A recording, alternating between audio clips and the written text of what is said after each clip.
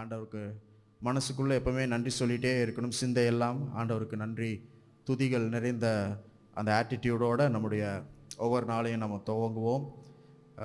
இந்த மாதமும் தேவன் புதிய ஆரம்பங்களை, புதிய துவக்கத்தை நம்மளுக்கு தருகிற ஆண்டவராக இருக்கிறார்.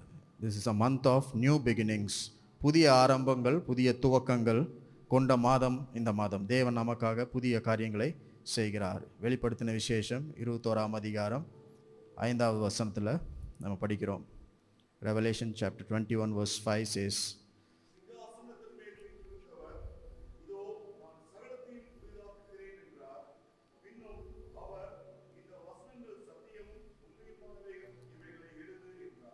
இந்த வசனத்தில் ஆண்டவர் நம்ம படிக்கிறோம், நான் சகலத்தையும் புதிதாக்குகிறேன் என்று ஆண்டவர் சொல்லுகிறார். So behold, I make everything new. இதோ நான் சகலத்தையும் புதிதாக்குகிறேன். இந்த வசனங்கள் சத்தியமும் உண்மையுமானவைகள், இவைகளை எழுது என்றார். ஸோ இந்த மாதத்தில் தேவன் உங்களுக்கு சொல்லுகிற எல்லா காரியங்களையும் எழுதி வச்சுக்கோங்க. சத்தியமானவைகள், உண்மையானவைகள். ஆகவே அதுதான் நடக்கும் நம்முடைய வாழ்க்கையில்.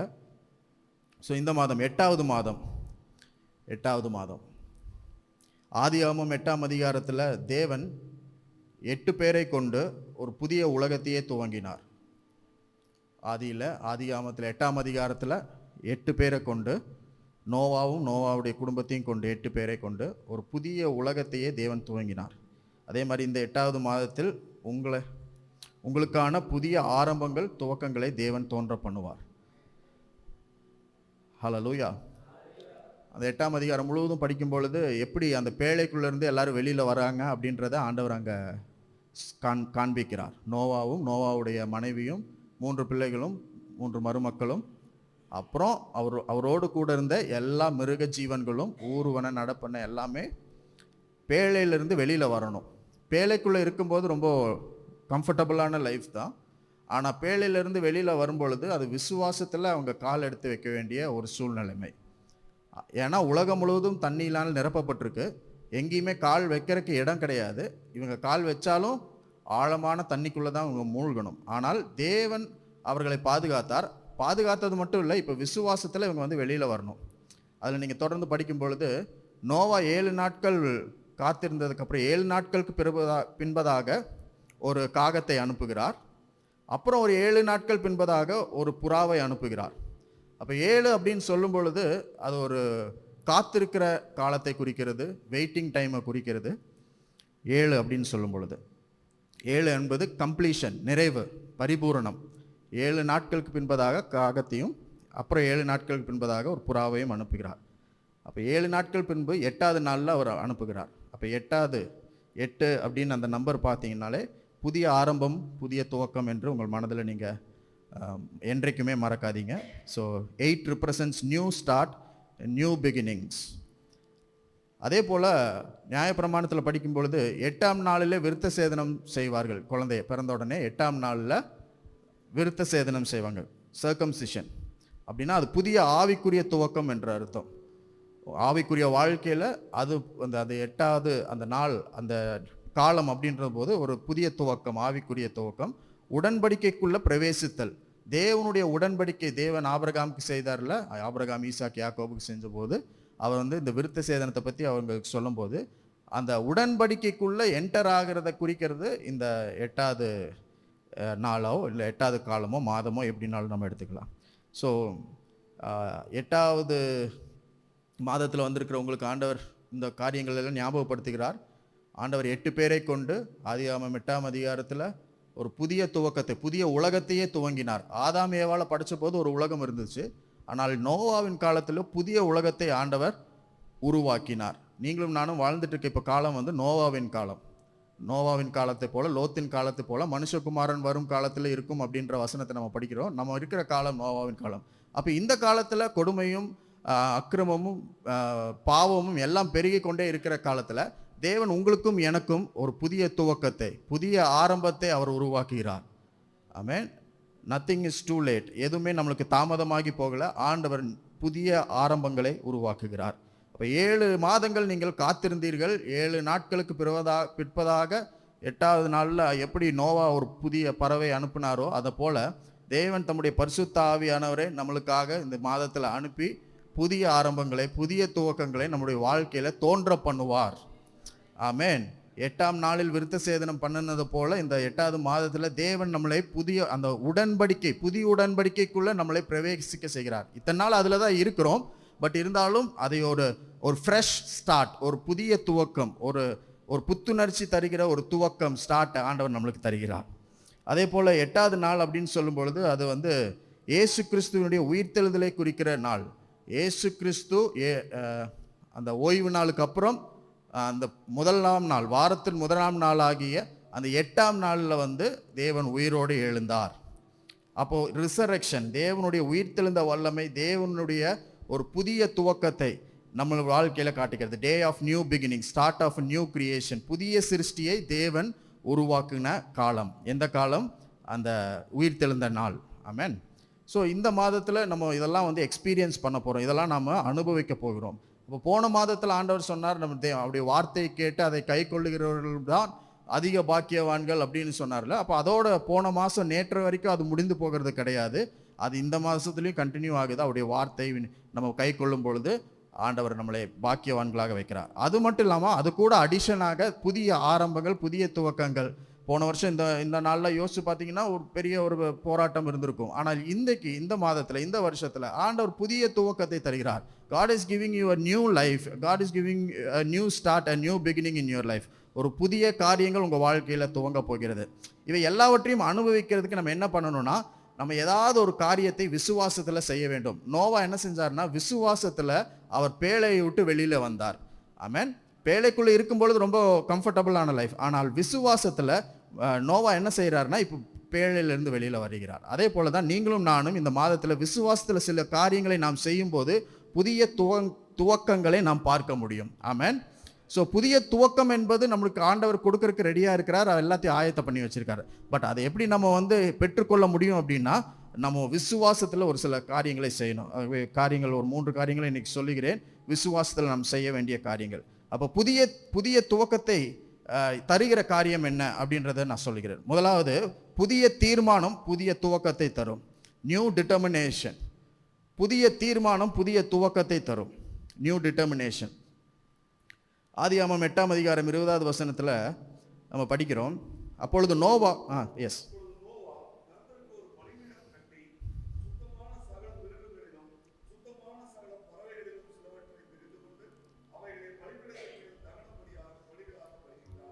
தகன பலிகளாக பலியிட்டான் நோவா விசுவாசத்தில் பேழையை விட்டு வெளியில் வந்தோடனே அவன் செய்த முதலாவது காரியம் என்னன்னா, ஆண்டவருக்கு தகன பலிகளை செலுத்துகிறான். அவன்கிட்ட இருந்ததே வந்து அந்த மிருகங்கள், அந்த பறவைகள் மட்டும்தான் அந்த பேழைக்குள்ளே இருக்கு.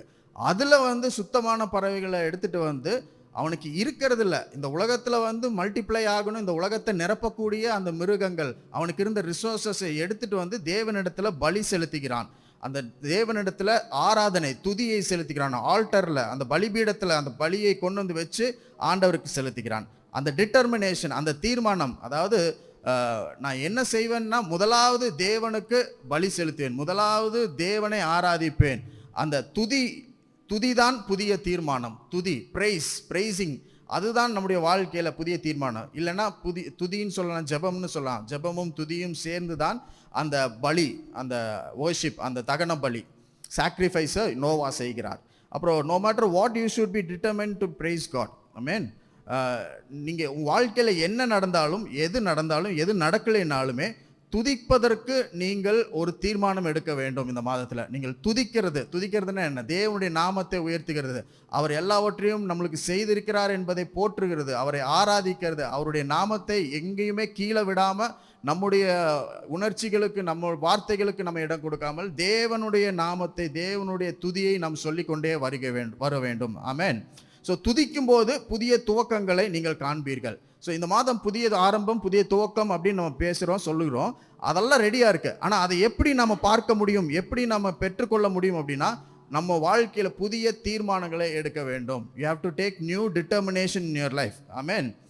ஸோ அப்படின்னா என்ன அர்த்தம்னா, you will find reasons to complaint. நீங்கள் துதி செலுத்த முடியாத அளவுக்கு, நீங்கள் குறைகளை சொல்ற அளவுக்கு, சாக்கு போக்குகளை சொல்லுகிற அளவுக்கு வாய்ப்புகள் உங்களுக்கு அதிகமாக வந்து கொண்டே இருக்கும் இந்த மாதத்துல.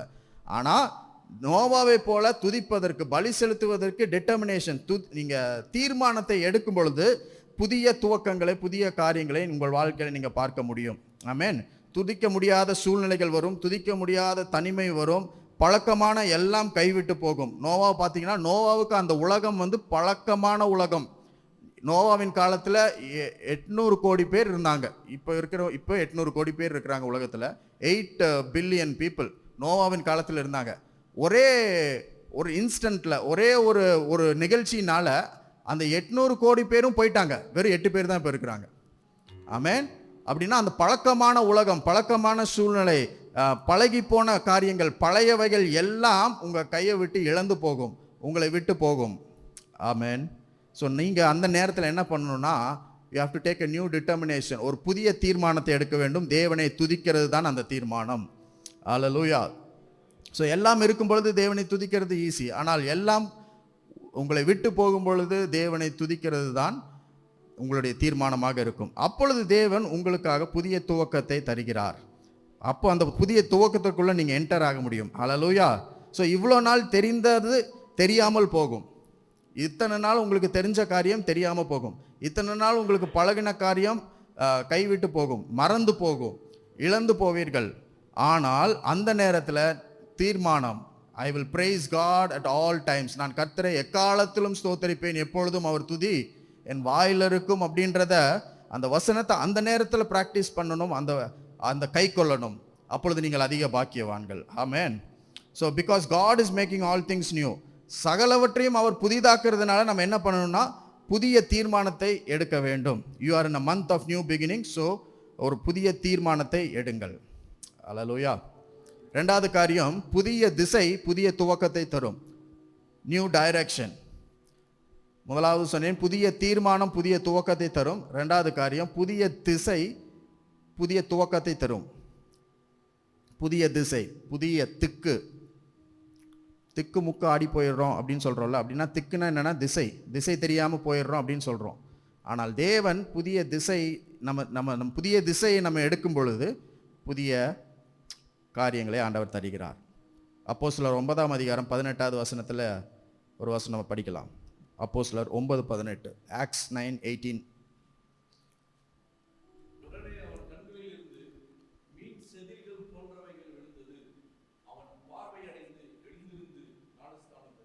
பவுல் பார்வை அடைந்து எழுந்திருந்து ஞானஸ்தானம் பெற்றான். Paul's new direction for new beginning. பவுலுடைய வாழ்க்கையில் புதிய ஆரம்பத்திற்கான அந்த புதிய திசையை பவுல் எடுக்கிறார். எதுனா, அவர் பார்வை அடைந்த உடனே என்ன செய்கிறான்னா, எழுந்திருந்து ஞானஸ்தானம் பெற்றான். அது வரைக்கும் ஆப்போசிட்டான டைரக்ஷனில் அவன் போயிட்டு இருந்தான். அந்த ஞானஸ்தானத்துக்கு எதிரானதோ இல்லை தேவனுக்கு எதிரான வார்த்தைக்கு எதிராக, இயேசுக்கு எதிராக, சபைக்கு எதிராக போய்கொண்டிருந்த திசையிலிருந்து பார்வை அடைந்தவுடன், அவனுக்கு அந்த ரெவலேஷன் வந்தவுடன், விஷன் வந்தவுடன், பவுல் என்ன பண்ணுறாருன்னா அவருடைய டைரக்ஷனை மாற்றுகிறார். அவருடைய புதிய திசையை அவர் தேர்ந்தெடுக்கிறார். பவுலின் புதிய திசை தான் அது இயேசு கிறிஸ்துவினுடைய திசை. ஆமென். அந்த புதிய திசை நம்ம தேர்ந்தெடுக்கும் பொழுது, டிசைட் பண்ணும் பொழுது, புதிய துவக்கங்கள், ஆரம்பங்கள் நம்ம வாழ்க்கையில் பார்க்க முடியும். அல்லேலூயா. இப்போ ரூத் நகோமிட்ட சொல்லுகிறாள், நீ போகும் இடத்திற்கு நானும் வருவேன். அந்த திசை, டைரக்ஷன். இப்போ ரூத் யாரும் நம்பிக்கையே இல்லை, நகோமிக்கும் நம்பிக்கை இல்லை. ஆனால் நகோமி போகிற அந்த திசையை, நகோமி போகிற இடத்தை, அந்த காரியத்தை ரூத் அறிந்து கொண்டதுனால, நீ போகிற இடத்திற்கு I will come wherever you go. நீங்க போகிற இடத்துக்குலாம் நான் வரேன். உங்களுடைய திசை என்னவோ அதுதான் என்னுடைய திசை. உங்களுடைய மக்கள் யாரோ அதுதான் என்னுடைய மக்கள். உங்களுடைய கடவுள் யார், தேவன் யாரோ அதுதான் என்னுடைய தேவன் அப்படின்னு தன்னுடைய திசையை மாற்றின பொழுது ரூத்தினுடைய வாழ்க்கையில ஒரு புதிய ஆரம்பம் துவங்கினது. அதே போல பவுலுடைய வாழ்க்கையில புதிய துவக்கம், புதிய ஆரம்பம் அவனுடைய வாழ்க்கையில கிடைச்சது. புதிய வாழ்க்கை உண்டானது. உங்களுடைய திசை, உங்களுடைய திக்கு புதிதாக மாற வேண்டும். ஆமென். புதிய திசை நாம் எடுக்க வேண்டும். ஒருவேளை உதவிக்கு இதுவரை நீங்கள் சென்ற திசை இந்த மாதம் புதிதாக மாற வேண்டும். இதுவரைக்கும் 7 மாதங்கள் இல்லை வாழ்க்கையில் இந்த நாள் வரைக்கும் உங்களுடைய திசை, உங்கள் உதவிக்கு நேராக நீங்கள் போன திசை இப்பொழுது நீங்கள் மாற்ற வேண்டும். தேவனுக்கு நேராக மாற வேண்டும். அது ப்ராக்டிக்கலாக பார்க்கும் பொழுது நம்மளால் சில நேரங்கள் நம்ம மிஸ் பண்ணிடுவோம். ஆண்டவர் தான் உதவி செய்யணும் நம்ம ஜெபம் பண்ணுவோம். ஆனால் நம்ம பிராக்டிஸ் செய்யும் பொழுது நம்மளுடைய திசை மாறி நம்ம வேற யாரையாவது உதவிக்கு நாடிடுவோம். ஆனால் புதிய திசை என்றால் என்ன அர்த்தம்னா, இதுவரை அந்த திசையில் பயணித்ததே இல்லை, ஆனால் இந்த மாதம் பயணிக்க முடிவு செய்ய வேண்டும். அதுதான் புதிய திசை. பவுல் இதுவரைக்கும் அந்த பாதையில போனதே கிடையாது. ஆப்போசிட் டைரக்ஷன்ல தான் போயிட்டு இருந்தான். இந்த பாதை எப்படி இருக்குன்னே தெரியாது பவுலுக்கு. ரூத்துக்கு அப்படிப்பட்ட திசையை அவன் பார்த்ததே கிடையாது. யாரு கடவுள்னே தெரியாது. என்ன நடக்க போகுது, எங்க போக போறான் நகோமின்னு தெரியாது. ஆனால் அந்த பாதையில, போகாத பாதையில நான் போவேன் என்ற அந்த டெசிஷனை, அந்த புதிய திசையை தேர்ந்தெடுத்ததுனால தேவன் புதிய வாழ்க்கையை, புதிய ஆரம்பங்களை, புதிய துவக்கங்களை பவுலுடைய வாழ்க்கையிலும் ரூத்தினுடைய வாழ்க்கையிலும் செய்ததை போல நம்ம எப்போ டைரக்ஷனை சேஞ்ச் பண்றோமோ அப்போ தேவன் புதிய ஆரம்பங்களை, புதிய திசைகளை நம்முடைய வாழ்க்கையில, புதிய துவக்கங்களை நம்முடைய வாழ்க்கையில தருகிறார். ஆமென். ஸோ இது எல்லாத்தையும் எப்படி செய்ய முடியும்னா விசுவாசத்துல தான் செய்யணும். நான் கண்ணில் பார்த்ததுக்கு அப்புறம் செய்கிறேன் அப்படின்னு நம்ம சொல்ல முடியாது. நோவா கண்ணில் பார்க்கவே இல்லை. எந்த இடத்துக்கு போவோன்னு தெரியாது. தண்ணி வட்டுனது மட்டும்தான் அவன் பார்த்தான். பார்த்த உடனே அவன் விசுவாசத்தில் வெளியில் வந்துட்டான். பவுல் பார்வை அடைந்தவுடன், ஆமென், அவனுக்கு விஷன் வந்து, ரெவலேஷன் வந்த உடனே அவனுக்கு எங்கே போக போகிறோன்னு தெரியாது. ஆனால் திசையை தேர்ந்தெடுத்தான். பொதுவாக நம்ம டைரக்ஷன் எப்படி சூஸ் பண்ணுவோம்னா, எங்கே போக போகிறோன்னு தெரிஞ்சாதான் அந்த டைரக்ஷனை சூஸ் பண்ணுவோம். ஆனால் ஆண்டவர் சொல்லுகிறார், எங்கே போக போகிறோன்னு தெரியலனாலும் பரவாயில்ல, we have to choose, decide the direction. நம்மளுடைய திசையை நாம் தேர்ந்தெடுக்க வேண்டும். விசுவாசத்தில் அதை செய்ய வேண்டும். அப்படி செய்யும் பொழுது புதிய ஆரம்பங்கள் உங்கள் வழிகளில் காத்து கொண்டு இருக்கிறது. புதிய துவக்கங்கள் உங்கள் வாழ்க்கையில் காத்து கொண்டு இருக்கிறது. ஆமென். ஃப்ரெஷ் ஸ்டார்ட் அப்படின்னா எங்கேயோ யாரோ செஞ்ச ஒரு மெத்தட் ஆண்டவர் நம்மளுக்கு தர்றது இல்லை. புதுசாக இப்போதான் பிராண்ட் நியூவாக ஸ்டார்ட் ஆகும். அந்த வழியில் தேவன் நம்மை நடத்தி செல்லுவார். ஆமென். புதிய துவக்கம் ஆயத்தமாக உள்ளது. ஆகவே ஜெப வாழ்க்கையில் புதிய திசை, உங்கள் கொடுக்கிற வாழ்க்கையில் புதிய திசை, உதவுவதில்லை, பேச்சில், செயலில், அன்பு கூறுவதில்லை, மன்னிப்பதில்லை, எல்லாவற்றிலும் புதிய திசை. இயேசுவின் திசையை, நானே வழியும் சத்தியும் ஜீவன் அப்படின்னு சொன்ன இயேசுவின் அந்த வழி, அந்த திசையை நாம் டிசைட் பண்ணி தேர்ந்தெடுக்கும் பொழுது புதிய துவக்கங்கள், புதிய ஆரம்பங்களை நாம் இந்த மாதத்தில் பார்க்க முடியும். இந்த மாதம் முதற்கொண்டு வருகிற எல்லா நாட்களிலும், எல்லா மாதங்களிலும் நீங்கள் பார்க்க முடியும். provided you have to take a new direction. Amen. God is ready to make everything new. சகலவற்றையும் புதிதாக்குகிறார். ஹalleluya. எல்லா சகலவற்றையும்னா அதுக்குள்ள எல்லாமே அடங்கி இருக்கிறது. நீங்க எதை வேணாலும் இமேஜின் பண்ணிக்கோங்க. எல்லாவற்றையும் தேவன் புதிய காரியமாக, புதிய வைகளாக, புதிய துவக்கமாக மாற்றுகிறார். மூன்றாவது காரியம், புதிய தியாகம் புதிய துவக்கத்தை தரும். அர்ப்பணிப்பு, new dedication, new determination, new direction and new dedication. புதிய தியாகம் அர்ப்பணிப்பை, புதிய துவக்கத்தை தரும். தியாகம் என்றால் அர்ப்பணிப்பு. ரூத் 1ஆம் அதிகாரம் 17வது வசனத்தில் படிப்போம். ரூத் 1:17.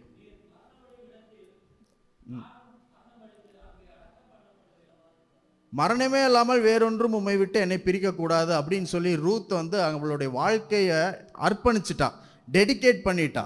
புதிய தியாகம் அது. ஆமென். ரூத் ஒரு யங்கான ஒரு வாழ்க்கையில் இருக்க யங் ஏஜ் கேர்ள். ஆனால் நகோமி அப்படி கிடையாது. ஆனால் அந்த நகோமிக்காக தன்னுடைய வாழ்க்கையை அர்ப்பணித்து, அந்த டெடிகேஷன், அந்த தியாகத்தில் அவ சொல்லுகிற காரியம் தான் இது. மரணமடையும் இடத்தில் நானும் மரணமடைவேன். எங்கே உன்னை அடக்கம் பண்ணுறாங்களோ அங்கே நான் அடக்கம் பண்ணுவேன். மரணமே இல்லாமல் வேறொன்றும் உண்மை விட்டு என்னை பிரித்தால் கர்த்தர் அதுக்கு சரியாகவும் அதுக்கு அதிகமாகவும் எனக்கு செய்ய கடவர். அப்போ தேவனுக்காக, தேவ வார்த்தைக்காக உங்கள் வாழ்க்கையை நீங்கள் அர்ப்பணித்து தியாகம் செய்யும் பொழுது தேவனுடைய புதிய காரியங்கள், ஆரம்பங்களை உங்கள் வாழ்க்கையில் நீங்கள் பார்க்க முடியும். ஹல்லேலூயா. எல்லாவற்றையும் புதிதாக மாற்றுகிற இயேசு ரூத்தின் வம்சத்திலே பிறந்தார். இயேசு எல்லாவற்றையும் புதிதாக்குகிறேன் என்று சொல்லுகிறார்ல, அந்த இயேசு ரூத்தினுடைய வம்ச வரலாற்றில் பிறக்கிறார். ஏன்னா ரூத்தினுடைய தியாகம், அந்த டெடிகேஷன். ஆமென். ஸோ இயேசுவே பிறக்க செய்கிறது அப்படின்னா அப்போ நம்முடைய வாழ்க்கையில் எவ்வளோ அதிகமான புதிய காரியங்கள் பிறக்கும். It all depends on your dedication. நம்முடைய தியாகம், உங்களுடைய தியாகம், அர்ப்பணிப்பை சார்ந்து இவைகள் எல்லாம் நிகழும். ஆமென். ஸோ கர்த்தருடைய வார்த்தைக்கு உங்களை நீங்கள் தியாகத்தோடு அர்ப்பணித்தால் அந்த தியாகம் புதிய ஆரம்பத்தை உங்கள் வாழ்க்கையில் தரும். ஹல்லேலூயா. whenever you take a new dedication you will see new beginnings. எப்பெல்லாம் நீங்கள் தியாகம் பண்ணுறீங்களோ, எப்பெல்லாம் நீங்கள் உங்களை அர்ப்பணிக்கிறோ ஆண்டவர் இடத்துல, அப்பெல்லாம் புதிய காரியங்களை நீங்கள் பார்ப்பீங்க. ஸோ உங்கள் வாழ்க்கையில் புதுசாக எதுவும் நடக்கலை அப்படின்னா இந்த காரியங்கள் எல்லாம் நீங்கள் செய்யும் பொழுது, அர்ப்பணிக்கும் பொழுது, தியாகம் செய்யும் பொழுது, நீங்கள் ஒரு தீர்மானத்தை எடுக்கும் பொழுது, உங்கள் திசையை மாற்றும் பொழுது, அப்போல்லாம் நீங்கள் புதிய காரியங்களை உங்களால் பார்க்க முடியும். ஏனென்றால் இயேசு சகலவற்றையும் புதிதாக்குகிறவர். அவர் உங்கள் வாழ்க்கையில் எல்லாவற்றையும் இந்த மாதத்தில் நீங்கள் செல்லுகிற ஒவ்வொரு நாளிலும் தேவன் புதிதாக மாற்றுகிறார். ஹல்லேலூயா. ஸோ நோவா தன்னுடைய வாழ்க்கையில் அர்ப்பணித்தார், தன்னுடைய வாழ்க்கையில் தியாகம் பண்ணினார். தியாகம் பண்ணி அவர் அந்த பேழையை கட்டினார். அவர் கட்டும் பொழுது எத்தனை பேர் அவரை என்னென்னமோ சொன்னாங்க. அவர் 800 கோடி மக்களும் அவருக்கு சப்போர்ட் பண்ணல, ஒரே ஒரு ஆள் தான், அவர் கூட இருந்த குடும்பம் தான். அவங்க தியாகத்தோடு தேவன் சொன்ன காரியத்தை அவர்கள் செய்தார்கள். தேவன் சொன்ன காரியத்தை அவர் செய்தார். தேவன் சொன்ன காரியத்தை நோவா தியாகத்தோடு செய்த போது இந்த உலகத்தையே தேவன் அழிச்சு நோவாவை காப்பாற்றினார். ஆமென். உங்களுக்காக தேவன் இந்த உலகத்தையே சுழல்வதை நிறுத்திட்டு உங்களுக்கான புதிய காரியங்களை செய்யணும்னாலும் செய்வார். அதற்கு தேவையானது புதிய தியாகம். ஆமென். ஆபிரகாம் தன்னுடைய மகனாகிய ஈசாக்கை பலிபீடத்தில் தியாகமாக அர்ப்பணிச்சிட்டான். மோசே தன்னுடைய வாழ்க்கையை அர்ப்பணித்து இஸ்ரவேல் ஜனங்களை வழி நடத்துவதற்கு ஒரு புதிய தியாகத்தை, புதிய அர்ப்பணிப்பை செய்தார். எஸ்தர் தன்னுடைய வாழ்க்கையை அர்ப்பணித்து இந்த மக்களுக்காக சாகவும் நான் தயார் அப்படின்னு சொல்லி அவளை அர்ப்பணித்த பொழுது தேவன் 127 நாடுகளினுடைய தலையெழுத்தவே மாற்றினார். புதிய ஆரம்பத்தை, புதிய துவக்கத்தை தம்முடைய ஜனங்களுக்கு கொடுத்தார். ஆமென். அந்த மாதிரி தான் புதிய தியாகம், புதிய அர்ப்பணிப்பு உங்கள் வாழ்க்கையில் புதிய காரியங்களை கொண்டு வந்து சேர்க்கும். ஆண்டவர் சொன்னார், இதோ நான் சகலத்தையும் புதிதாக்குகிறேன் என்றார். இதோ அப்படின்னா என்ன அர்த்தம்னா, look out, it will happen at any time. எந்த நேரத்திலையும் இது சம்பவிக்கும், எந்த காலத்திலையும் இது நடக்கும், எந்த நிமிஷத்திலையும் இது நேரிடும். பிஹோல்ட், இதோ, உற்றுப்பார், கவனித்துப்பார், நோக்கிப்பார், ஆண்டவர் உங்களுக்காக சகலத்தையும் புதிதாக்குகிறார். ஆகவே இந்த வசனங்கள் சத்தியமும் உண்மையுமாய் இருக்கிறதுனால இவைகளை நீங்கள் எழுதி வையுங்கள். இன்னைக்கு எழுதி வைங்க. ஆண்டவர் உங்களுக்கு புதுசாக்குறார். புதிய காரியங்கள், புதிய ஆரம்பங்கள், புதிய துவக்கத்தை உங்கள் வாழ்க்கையில் கொண்டு வருகிறார். ப்ரொவைடட். அதற்கு செய்ய வேண்டிய காரியங்கள்னா விசுவாசத்தில் நீங்கள் புதிய தீர்மானத்தை எடுக்க வேண்டும். இதுவரைக்கும் ஆண்டவருக்கு தீர்மானம் எடுக்கலைன்னா இன்னைக்கு எடுங்க. உங்கள் வாழ்க்கையில் அதாவது தீர்மானம் அப்படின்னு சொல்லும்போது இந்த 8ஆம் நாள் இதெல்லாம் பற்றி பேசிகிட்டு இருக்கும்போது உங்கள் வாழ்க்கையில் முதலாவது ப்ரையாரிட்டி எதுக்கு கொடுக்குறீங்களோ அதை ஆண்டவருக்கு கொடுத்துடணும். உங்கள் வாழ்க்கையில் முதல் பிறந்த பிள்ளையை நீங்கள் ரொம்ப அதிகமாக நேசிச்சிங்க அப்படின்னா அது என்ன அர்த்தம்னா அது ஆண்டவருக்குன்னு அர்த்தம். உங்களுடைய காலையில் நீங்கள் தூங்கி எந்திரிச்ச உடனே முதல் 1 மணி நேரம் ரொம்ப பிரிஸ்காக சந்தோஷமாக இருக்குது அப்படின்னா அந்த 1 மணி நேரம் ஆண்டவருக்கு. உங்களுடைய வாழ்க்கையில் முதல் எதுவோ அதை தேவனுக்கு நீங்கள் கொடுக்கும் பொழுது தேவன் உங்களுக்காக எல்லாவற்றையும் முதலிருந்து துவங்குகிறார். Is starting from beginning, starting fresh. Hallelujah. So அந்த டிட்டர்மினேஷன், அந்த தீர்மானத்தை நம்ம எடுக்க வேண்டும். உங்கள் சம்பாத்தியத்தில் நீங்கள் எதுக்கு செய்கிறதுக்கு முன்பதாக அந்த பணத்தில் ஆண்டவருக்கு நான் இதை செய்யே ஆகணும், இதை கொடுத்தே ஆகணும். ஆமென். 10ல் 1 பங்கு அப்படின்னு நம்ம சொல்கிறோம்ல. நீங்கள் இந்த உலகத்தில் சம்பாதிக்கிற பணங்கள் எல்லாம் சாபத்துக்குரிய அது பணம், பொருளாதாரம். அப்போது ஆசீர்வாதமான 9 பங்கு நீங்கள் கையில் வச்சுருந்தீங்கன்னா அது ரொம்ப நல்லது. சபிக்கப்பட்ட 10 பங்கு உங்கள் கையில் இருக்கிறத விட ஆசீர்வதிக்கப்பட்ட 9 பங்கு உங்கள் கையில் இருக்கிறது ரொம்ப நல்லது. அப்போ நீங்கள் என்ன பண்ணணும்னா அந்த முதலாவது காரியத்தை, அதில் இருக்கிற முதலாவது அந்த உழைப்பின் பலனை நீங்கள் தேவனுடைய கரத்தில் பலிபீடத்தில் நீங்கள் கொடுக்கும் பொழுது தேவன் அந்த டிட்டர்மினேஷனை பார்க்கிறார், அந்த தீர்மானத்தை பார்க்கிறார், அந்த திசையை பார்க்கிறார், அந்த தியாகத்தை பார்க்கிறார். இதெல்லாம் பார்க்கும் பொழுது என்ன நடக்குதுன்னா உங்கள் வாழ்க்கையில் நீங்கள் அறியாத புதிய உலகத்தை தேவன் உங்களுக்காக சிருஷ்டிக்கிறார். ஹல்லேலூயா. அந்த 8ஆம் அதிகாரத்தில் கடைசி வசனத்தில் படிச்சீங்கன்னா தேவன் புதிய காலங்களை உருவாக்குகிறார், சீசன்ஸை உருவாக்குகிறார். சீதோஷண நிலையும் உஷ்ண நிலையும் கோடை காலமும் இரவும் பகலும் எல்லாம் இனிமேல் மாறவே மாறாதுன்னு சொல்லி தேவன் அங்கே நோவாவுக்கு ஒரு புதிய உடன்படிக்கையை செய்கிறார். All because of new determination. நோவாவுடைய விசுவாசத்தில் அவன் கீழ்ப்படிந்து தேவனுக்கு அர்ப்பணித்ததுனால தேவன் உலகத்திற்கே ஒரு புதிய காலத்தை உருவாக்கினார், ஒரு புதிய சீசனை உருவாக்கினார். அப்போ உங்களுக்கு வெறும் சீசன் மட்டும் கிடையாது, தேவன் புதிய உலகத்தையே உருவாக்குகிறார். ஹல்லேலூயா, ஹல்லேலூயா, ஹல்லேலூயா. அதனால தான் ஆண்டவர் சொல்லுகிறார், சிங்காசனத்தின் மேல் வீற்றிருந்தவர் இதோ நான் சகலத்தையும் புதிதாக்குகிறேன் என்றார். பின்னும் அவர் இந்த வசனங்கள் சத்தியமும் உண்மையுமானவைகள், இவைகளை எழுது என்றார். இன்றைக்கு உங்கள் வாழ்க்கையில் நீங்கள் எழுதிக்கோங்க, இந்த மாதத்தில் தேவன் புதிய ஆரம்பங்கள், புதிய துவக்கங்களை தருகிறார்.